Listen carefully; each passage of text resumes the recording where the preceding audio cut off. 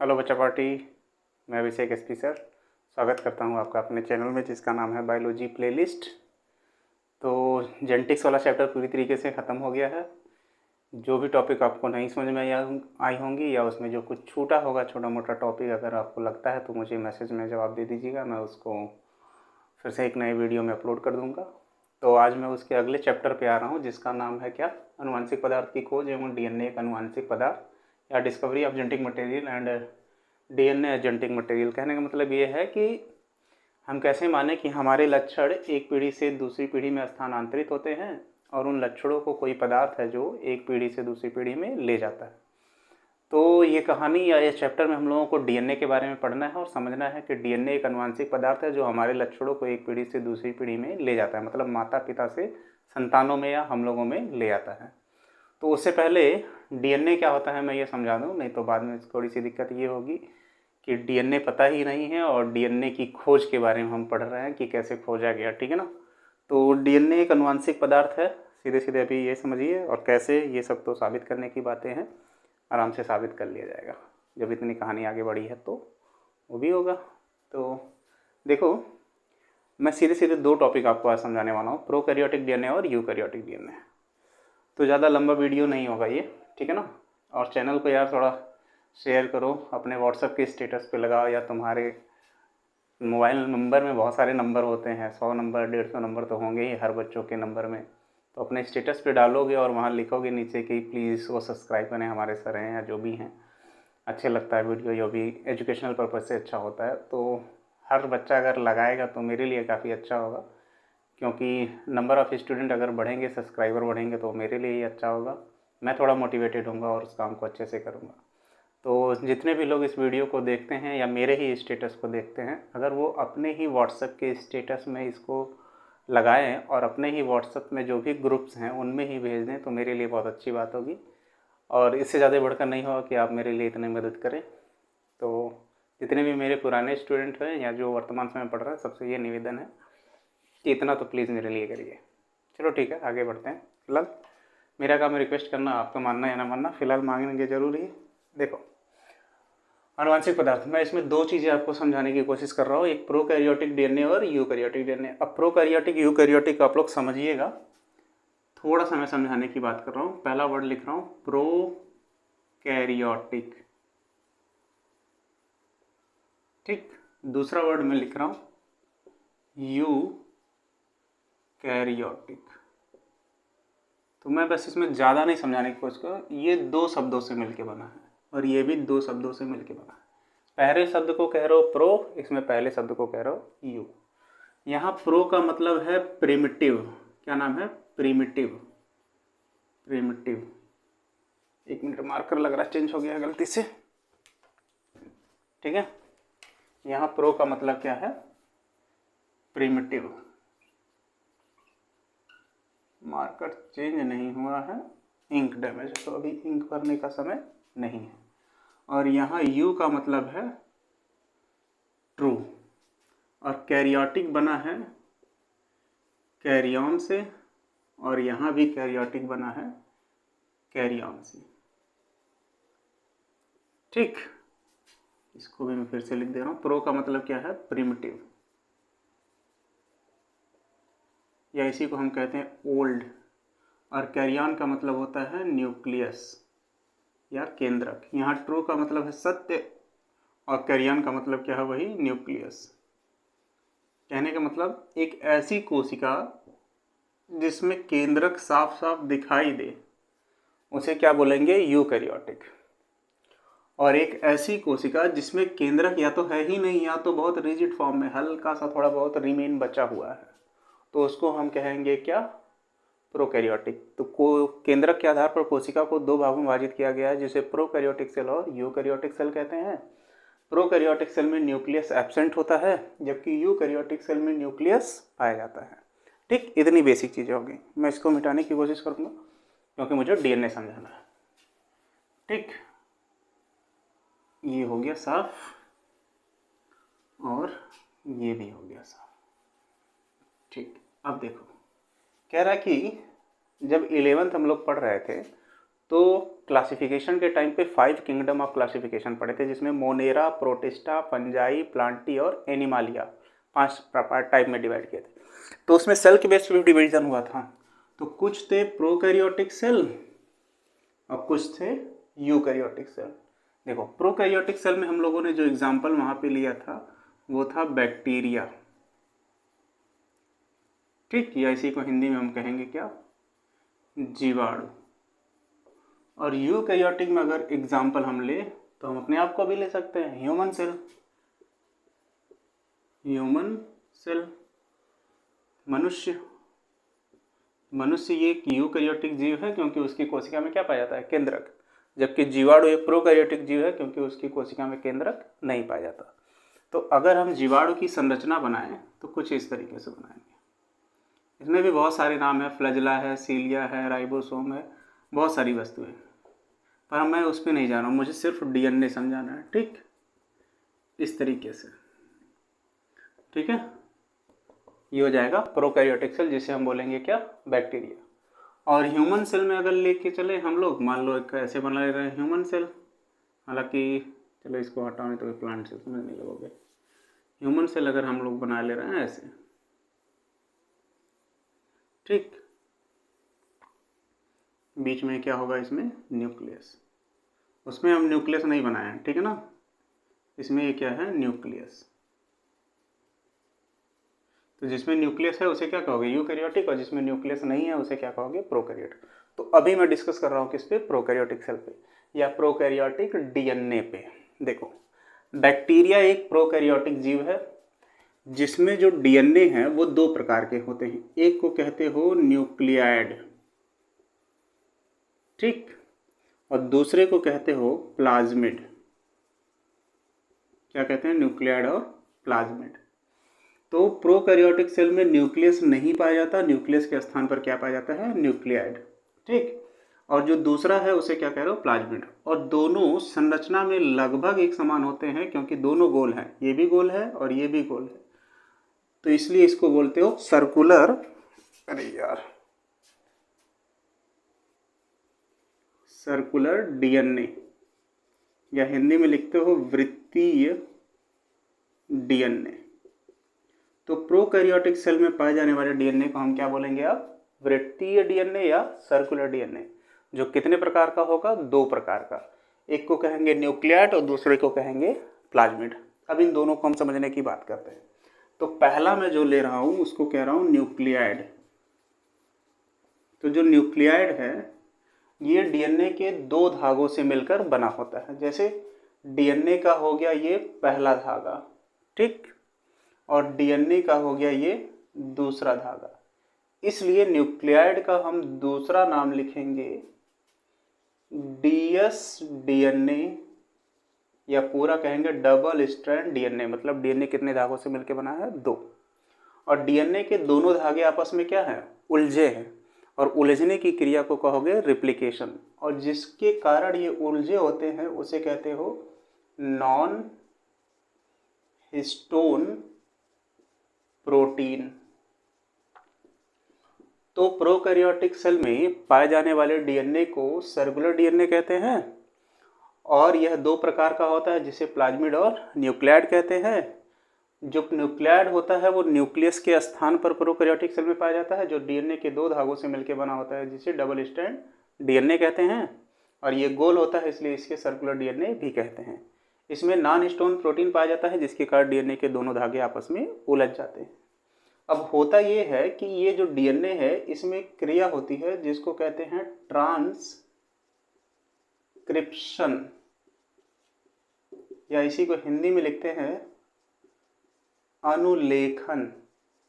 तो जब डीएनए में ट्रांसक्रिप्शन या अनुलेखन की क्रिया होती है तो डीएनए के धागों से आरएनए के धागों का निर्माण होता है, और आरएनए हमेशा सिंगल स्ट्रैंड होता है, 2 धागे नहीं होते उसमें, ठीक है ना। इसलिए जब न्यूक्लियाइड में डीएनए के साथ साथ आरएनए के भी अणु पाए जाए तो उन्हें कहा जाता है जीनोफोर। तो ये क्वेश्चन एक बार आपके बोर्ड एग्जाम में आता है कि जीनोफोर किसे कहते हैं और कहाँ पाया जाता है।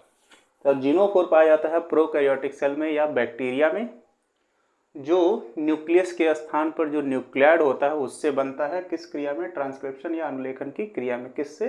सर्कुलर डीएनए से या न्यूक्लियाइड से। तो ये हो गया न्यूक्लियाइड के बारे में। दूसरा बचा प्लाज्मिड। अब दूसरा हेडिंग मैं लेके आ रहा हूँ किसका? प्लाज्मिड का। ठीक, प्लाज्मिड भी डीएनए के दो धागों से मिलकर बना है, पहला और दूसरा, और डीएनए के दोनों धागे एक दूसरे से क्या है? आपस में जुड़े हैं। तो इसे भी हम क्या कहेंगे? डीएस डीएनए या डबल स्ट्रैंड डीएनए, और ये भी गोल है तो इसलिए इसे हम क्या कहेंगे? Circular DNA. और डीएनए के दोनों धागे आपस में जुड़े हैं किसके कारण? हिस्टोन प्रोटीन के कारण। तो अगर पूछे न्यूक्लियाइड और प्लाज्मिड में अंतर क्या है, तो न्यूक्लियाइड और प्लाज्मिड में अंतर यह है कि न्यूक्लियाइड के दोनों धागे आपस में उलझे हैं किसके कारण? हिस्टोन प्रोटीन के कारण। जबकि प्लाज्मिड में दोनों धागे आपस में जुड़े हैं किसके कारण? सॉरी, इसमें नॉन हिस्टोन प्रोटीन के कारण, इसमें हिस्टोन प्रोटीन के कारण। तो हिस्टोन प्रोटीन के कारण डीएनए के दो धागे आपस में जुड़ जाते हैं, और नॉन हिस्टोन प्रोटीन के कारण डीएनए के दो धागे आपस में उलझ जाते हैं। तो उलझने वाला किस्सा किसका है? न्यूक्लियाइड का, और जुड़ने वाला किस्सा किसका है? प्लाज्मिड का। और अगर पूछे जीवाणु का आनुवांशिक पदार्थ क्या है, मतलब क्योंकि है तो दोनों डीएनए ही, तो जीवाणु का आनुवांशिक पदार्थ होता है क्या? न्यूक्लियाइड। मतलब जीवाणु के लक्षणों को एक पीढ़ी से दूसरी पीढ़ी में ले जाने का कार्य कौन करता है? न्यूक्लियाइड। लेकिन कभी कभी किसी जीवाणु में न्यूक्लियाइड नहीं है तो उसके स्थान पर जीवाणु के लक्षणों को एक पीढ़ी से दूसरी पीढ़ी में ले जाने का कार्य कौन करेगा? प्लाज्मिड, क्योंकि ये भी एक डीएनए है। इसलिए प्लाज्मिड का हम दूसरा नाम लिखते हैं एक्स्ट्रा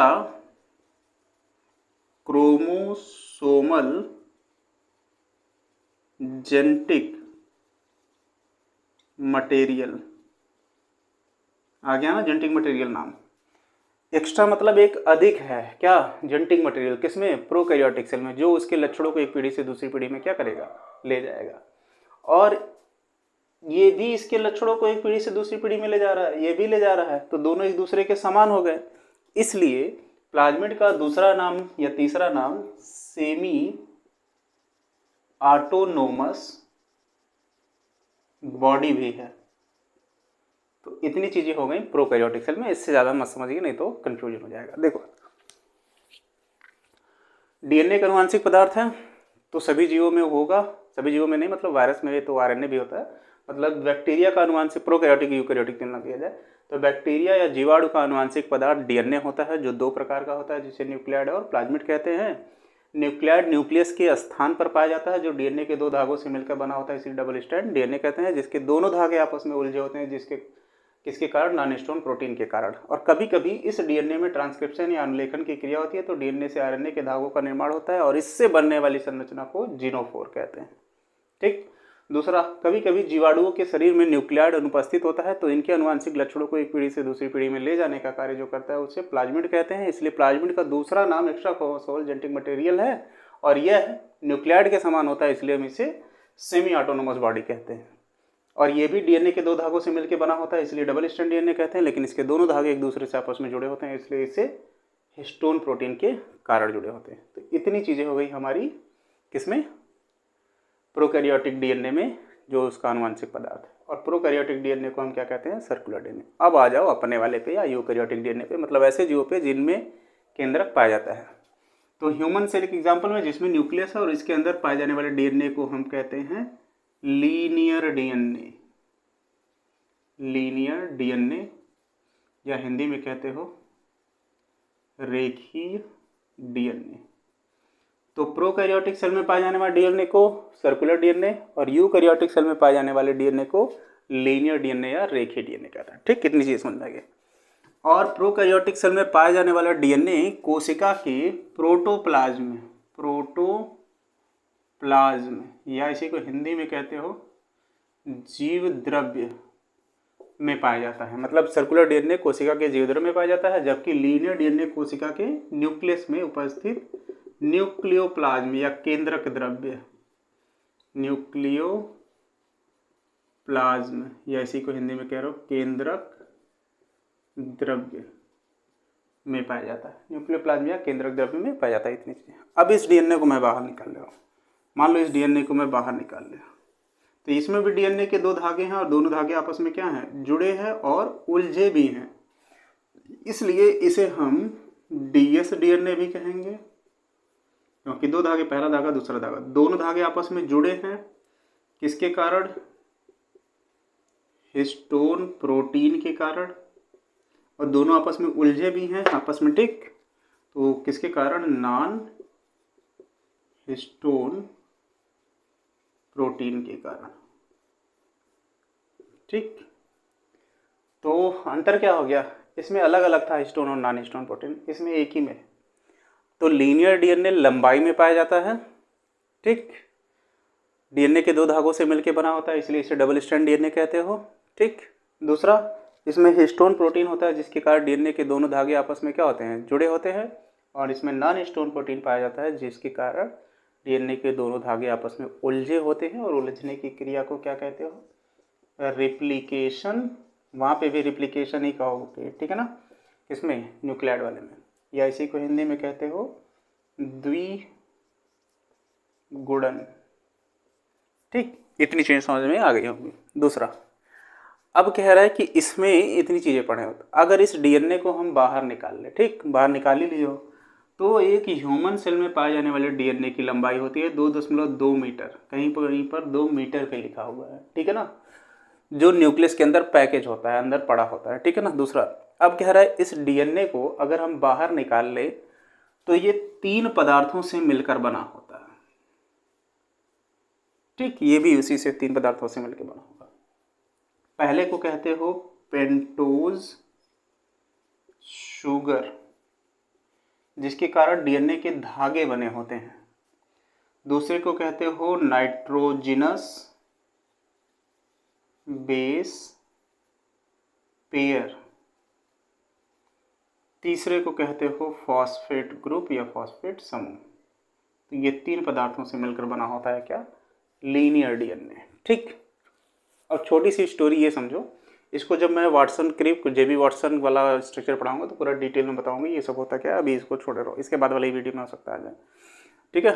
तो अभी मैं थोड़ा सा इसमें कहानी सुनाने की बात करूं तो सबसे पहले अनुवांशिक पदार्थ प्रोटीन माना जाता था, ठीक। क्या माना जाता था सबसे पहले? अनुवांशिक पदार्थ प्रोटीन। लेकिन वह लक्षण जो एक पीढ़ी से दूसरी पीढ़ी में स्थानांतरित होते हैं, उन लक्षणों में फास्फोरस अधिक होता है। क्या अधिक होता है? फास्फोरस। तो जब प्रोटीन लक्षणों को एक पीढ़ी से दूसरी पीढ़ी में ले जा रहा है और जो लक्षण एक पीढ़ी से दूसरी पीढ़ी में जा रहे हैं, उन दोनों में समानता ही नहीं हुई। कहने का मतलब जो लक्षण एक पीढ़ी से दूसरी पीढ़ी में जा रहे हैं उसमें क्या अधिक है? फास्फोरस। जबकि प्रोटीन में क्या अधिक होता है? सल्फर। तो कैसे मान लिया जाए कि प्रोटीन ही अनुवांशिक पदार्थ है? तो ये थ्योरी पूरी तरीके से क्या है? गलत। इसको भी मैं डिटेल में समझाऊंगा। तो पहले ये माना जाता था कि प्रोटीन एक अनुवांशिक पदार्थ है जो लक्षणों को एक पीढ़ी से दूसरी पीढ़ी में ले जाता है, लेकिन जो लक्षण एक पीढ़ी से दूसरी पीढ़ी में अधिक जाते हैं उनमें फास्फोरस अधिक होता है, जबकि प्रोटीन में सल्फर अधिक पाया जाता है। इससे ये लिए मान लिया गया कि प्रोटीन अनुवांशिक पदार्थ नहीं है। फिर किसी ने कहा कि गुणसूत्र अनुवांशिक पदार्थ है, पर गुणसूत्रों की संख्या तो सीमित होती है, 46 होती है मनुष्यों में। तो मनुष्यों में क्या, हर जंतुओं में सीमित होती है। तो जितने गुणसूत्र होते हैं उतने ही लक्षण एक पीढ़ी से दूसरी पीढ़ी में जाने चाहिए थे। तो इस तरीके से क्या हुआ, लक्षण तो करोड़ों की संख्या में, हजारों की संख्या में एक पीढ़ी से दूसरी पीढ़ी में जाते तो गुणसूत्र भी हट गया। फिर प्रयोगों द्वारा ये देखा गया कि जो लक्षण एक पीढ़ी से दूसरी पीढ़ी में जा रहे हैं उसमें क्या अधिक था? फास्फोरस। तो फास्फोरस जैसी संरचना जो हमारे केंद्रक में है और किसके अंदर? डीएनए के अंदर पाया जाता है। तो डीएनए यहाँ पे आपने लिखा है कि फास्फोरस या फास्फेट ग्रुप पाया जाता है। तो इससे पता चला कि डीएनए एक ऐसा पदार्थ है जिसमें फास्फोरस पाया जाता है, जिससे क्या होता है, हमारे लक्षण एक पीढ़ी से दूसरी पीढ़ी में जाते हैं। तो डीएनए एक अनुवांशिक पदार्थ और इसकी खोज, ये जो स्टेप अब आएगा वो इसके आगे आएगा, ठीक है। तो फिलहाल आपके मन में डीएनए को लेकर थोड़ा बहुत कन्फ्यूजन, क्लियरिटी आ गई होगी। तो इस तरीके से डीएनए के बारे में है। अब हम डीएनए को समझा सकते हैं कि डीएनए एक अनुवांशिक पदार्थ कैसे है और कैसे वो प्रोकैरियोटिक जीवों में और यूकैरियोटिक जीवों में या वायरस में जो ए सेलुलर होते हैं जिनमें कोशिका नहीं पाई जाती और उनके लक्षणों को एक पीढ़ी से दूसरी पीढ़ी में ले जाने का वो कार्य कर रहा होगा। तो ठीक, पूरी तरीके से समझ में आ गया होगा। इसको स्क्रीनशॉट लीजिए, मैं थोड़ा सा किनारे हो रहा हूँ, और इसको पढ़िए अच्छे से, समझिए, नोट्स बनाइए और सारी चीज़ें क्लियर कीजिए। तो आशा करता हूँ जो मैंने वीडियो की शुरुआत में कहा कि वीडियो को थोड़ा सा हेल्प कीजिए, अपने स्टेटस पे डालिए या अपने व्हाट्सएप के ग्रुप में शेयर करिए और लोगों को बोलिए सब्सक्राइब करने के लिए। कम से कम मेरे 1000 सब्सक्राइबर तो टाइम से पूरे हों और फिर इसके बाद देखा जाएगा कैसे क्या हो रहा है। ठीक है, चलिए तब तक के लिए थैंक यू। फिर मिलते हैं अगले वीडियो में किसी अच्छी तरह से समझने के लिए। तब तक के लिए बाय, गुड नाइट।